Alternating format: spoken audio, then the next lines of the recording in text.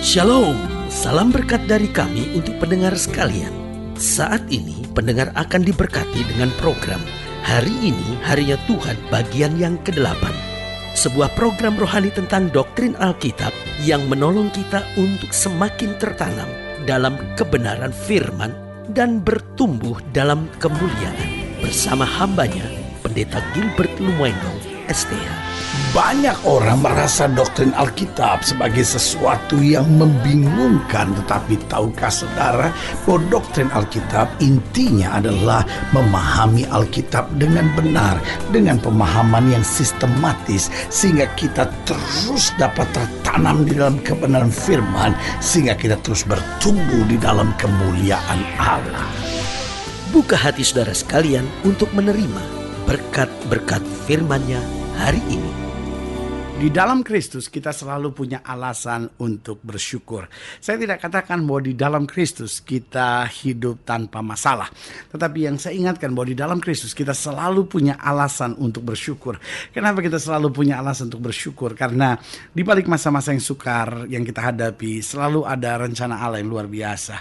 Saya ambil contoh sederhana, Allah izinkan masalah. Tapi di balik masalah, Tuhan sebetulnya sedang memproses kita. Tuhan sebetulnya sedang membentuk kita. Tuhan sebetulnya sedang mendewasakan kita. Memang dia izinkan masalah, memang dia izinkan persoalan, tapi dia janji satu utas rambutmu pun tidak akan jatuh ke tanah tanpa izin Tuhan. Berarti dia izinkan masalah, dia izinkan persoalan, tapi pada saat yang bersamaan dia sediakan kemenangan yang luar biasa bagi kita. Nah, saudaraku yang kasih dalam Tuhan, kenapa kita selalu punya alasan untuk bersyukur?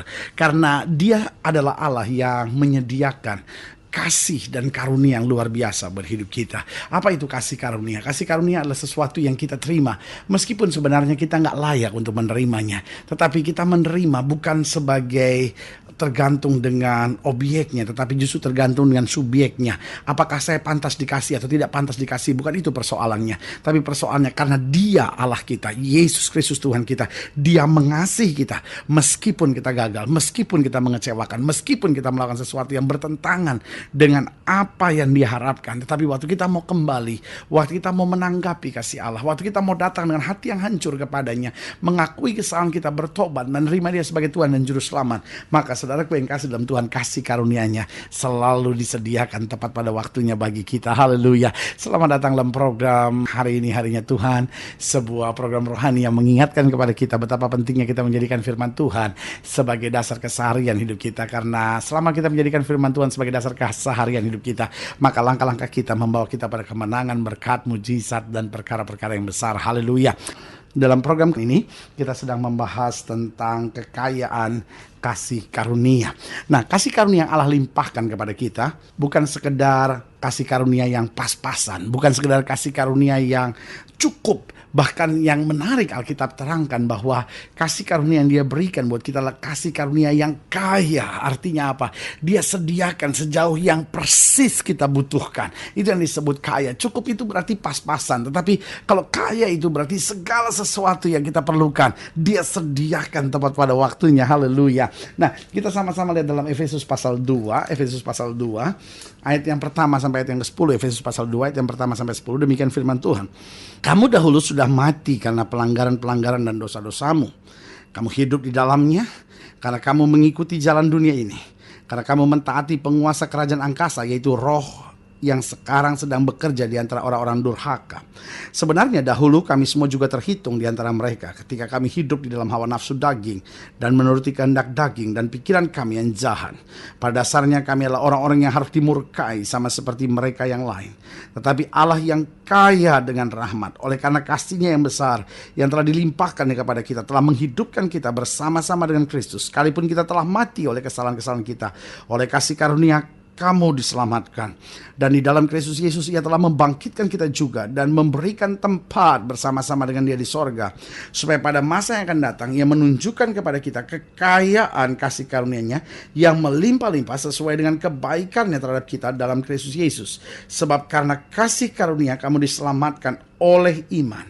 Itu bukan hasil usahamu, tetapi pemberian Allah. Itu bukan hasil pekerjaanmu. Jangan ada orang yang memegahkan diri, karena kita ini buatan Allah, diciptakan dalam Kristus Yesus untuk melakukan pekerjaan baik yang dipersiapkan Allah sebelumnya. Ia mau, haleluya, supaya kita hidup di dalamnya. Lihat saudaraku yang kasih dalam Tuhan, Allah menyediakan yang baik buat kita.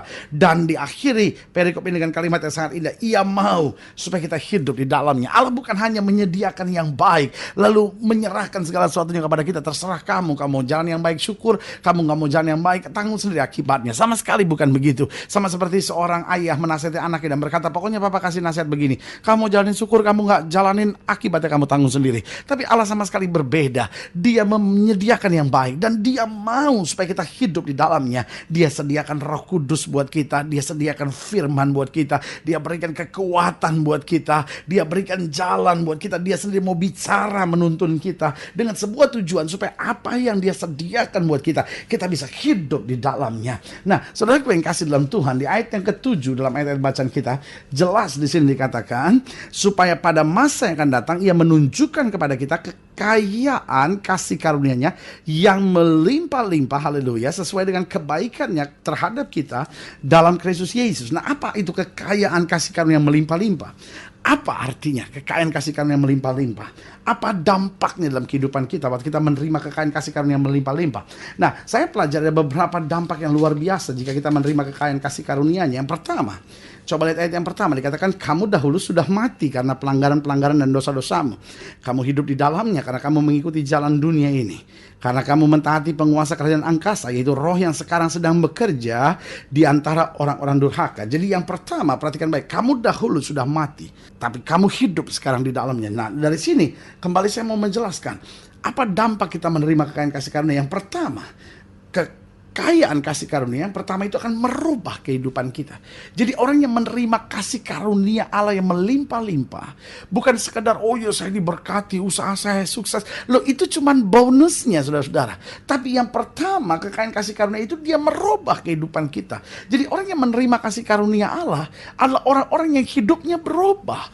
Kalau dia seorang suami, dia suami yang berubah. Kalau dia istri yang berubah. Kalau dia orang-orang muda, dia orang-orang muda yang berubah. Nah, saudara yang kasih dalam Tuhan, banyak orang tidak melihat perubahan sebagai mujizat. Banyak orang cuma melihat mujizat, oh kesembuhan, that's great, itu luar biasa. Setiap kita percaya bahwa mujizat masih tetap terjadi buat setiap orang yang mengasihi Tuhan. Tapi apa itu mujizat? Hanya sekedar kesembuhankah? Hanya sekedar berkat Tuhankah? Hanya sekedar hal-hal yang kita inginkan terjadi lalu kita berteriak, oh mujizat terjadi. Tapi saudaraku yang kasih dalam Tuhan, mujizat yang terbesar waktu hidup kita berubah, change the direction, dari mulai jalan menuju neraka, sekarang berjalan menuju sorga. Dari jalan menuju kegelapan, sekarang jalan menuju terang. Dari jalan yang penuh dengan air mata, sekarang jalan dengan jalan yang penuh sorak-sorai. Haleluya. Jadi yang pertama, kekayaan kasih karunia artinya kehidupan kita dirubah. Yang kedua, coba lihat ayat yang keempat, dikatakan apa? Tetapi Allah yang kaya dengan rahmat, oleh karena kasihnya yang besar telah dilimpahkan kepada kita, telah menghidupkan kita bersama-sama dengan Kristus, sekalipun kita telah mati oleh kesalahan-kesalahan kita, oleh kasih karunia kamu diselamatkan. Jadi yang kedua, kekayaan kasih karunia itu memberi kehidupan buat kita.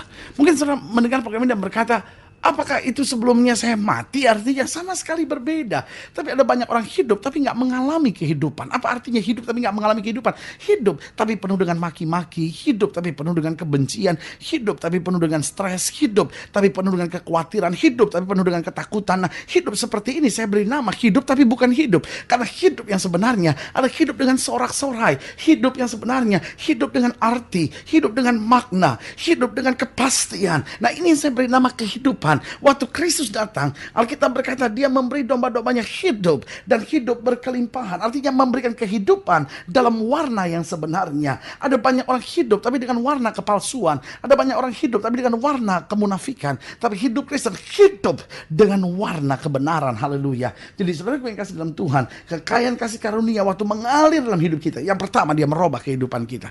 Hidup kita harus berubah. Hidup kita harus berubah. Ada damai, ada sukacita, ada kepastian, ada ketenangan, dan ada sifat dan karakter serta buah-buah roh yang memancar luar biasa.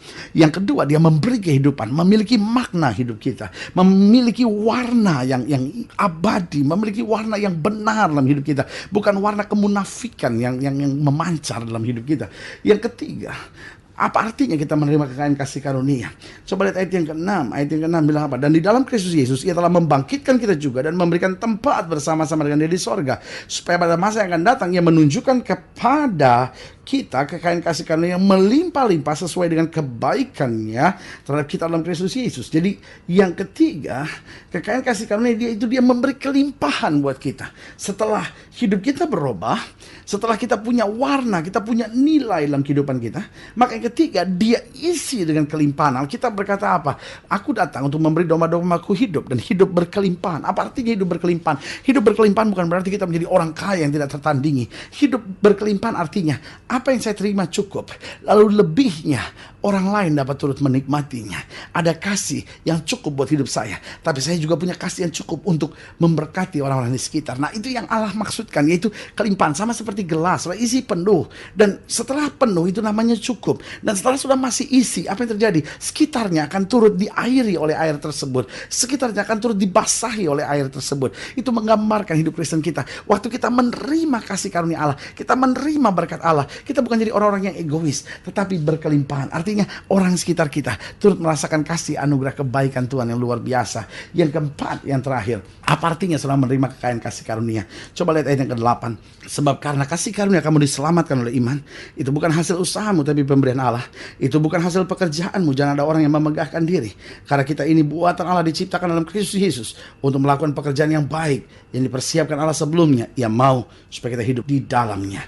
Berarti yang keempat, kekayaan kasih karunia, sehingga kita, haleluya, bukan hanya merubah kehidupan, memberi kehidupan buat kita, bukan hanya memberikan kelimpahan buat kita, dan akhirnya membuat kita melakukan perbuatan-perbuatan yang baik. Kita berbuat baik bukan supaya sampai ke sorga. Kita berbuat baik bukan supaya diselamatkan, tapi justru karena Allah telah berbuat baik buat kita, sorga telah disediakan, segala yang terbaik sudah disediakan. Kita semua bangkit dan berkata, Tuhan, saya mau hidup benar, saya mau hidup memberkati, saya mau hidup melakukan perbuatan yang baik, supaya nama Kristus dipermuliakan. Haleluya. Saudara yang kasih dalam Tuhan, saya mengerti kalau sudah menghadapi masalah, saya mengerti kalau engkau menghadapi masa-masa yang sukar, tapi kuatkan hatimu, jangan lemah, jangan cuma nangisi masalahmu, tapi ingat, kekayaan kasih karunia Allah telah dicurahkan. Mari robah kehidupan kita, isi kehidupan kita, lalu biarkan kelimpahan mengalir, dan akhirnya perbuatanlah perbuatan-perbuatan yang baik. Karena dengan engkau melakukan perbuatan-perbuatan yang baik, buah-buah roh itu semakin nyata, dan nama Tuhan semakin dipermuliakan. Haleluya. Kalau sudah ingin dilayani lebih jauh, hubungi kami melalui telepon, hubungi kami melalui surat, kunjungi website kami, karena kami ada untuk membawa Bapak Ibu sudah senantiasa lebih dekat pada Tuhan dan mengalami kasih kuasa mujizat yang luar biasa. Haleluya. Secara khusus sudah ingin didoakan, secara khusus boleh taruh tangan kanan sudah di dada, dan kita mau berdoa. Bapa, dalam nama Yesus, hamba doa buat yang sakit, hamba doa buat yang berbeban berat, mereka sedang menghadapi pergumulan, masa-masa sukar, rumah tangga yang goncang, anak-anak muda yang sedang melalui masa-masa yang sukar. Kami juga doakan di dalam nama Yesus, Tuhan jamah, Tuhan pulihkan, Tuhan bangkitkan, Tuhan bawa mereka dalam pengalaman yang indah bersama dengan Kristus, karena kami tahu hanya dari Tuhan saja jiwa kami tenang. Haleluya. Di dalam nama Yesus kami berdoa dan kami rebut mujizat. Haleluya. Amin. Saudara yang kasih dalam Tuhan, kita sudah berdoa. Ingat, Allah tidak pernah lalai menepati janjinya. Inilah saat buat kita untuk bangkit, bersemangat, bersuka cita menghadapi segala perkara, karena di dalam Kristus kita lebih daripada orang-orang yang menang. Doa saya menyertai saudara. Sampai jumpa pada program berikut. Jadikan hari ini harinya Tuhan. Haleluya.